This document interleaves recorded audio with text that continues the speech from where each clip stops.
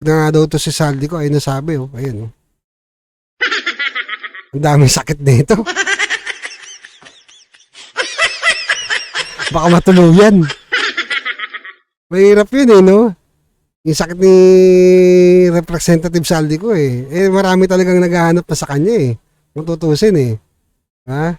Marami naghahanap kay Saldi ko. Kung tutusin to talaga mga kababayan. No, di ba?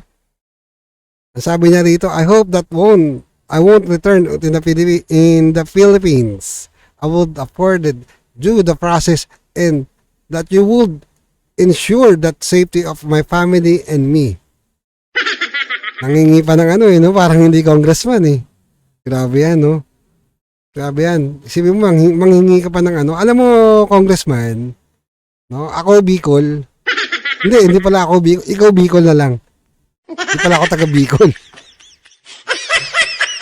Ikaw Bicol party list. Di ba? Dapat, umuwi ka. Di ba? Sagutin mo lahat ng aligasyon sa'yo. No, yung mga pinaparatang sa'yo na sinasabi na paratang lang, na yung pera dinadala sa bahay mo, na, di ba, limpak-limpak na salapi na hinahatid, di ba, kung saan hinahatid, di ko alam kung saan hinahatid sa bahay daw. O, di ba, napanood natin doon sa Senate hearing. Di ba, kasama sila, di ba, kakutsaba sila. Alam mo, dapat bumalik ka talaga. Kasi kailangan ka ng nung, alam mo yun, ng lugar mo lalo na ngayon binabagyo.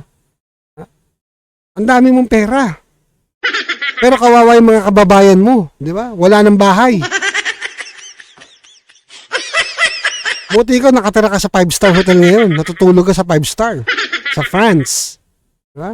Marami nakakita sa Pilipino. Sabi ng mga Pilipino na nando sa ibang bansa,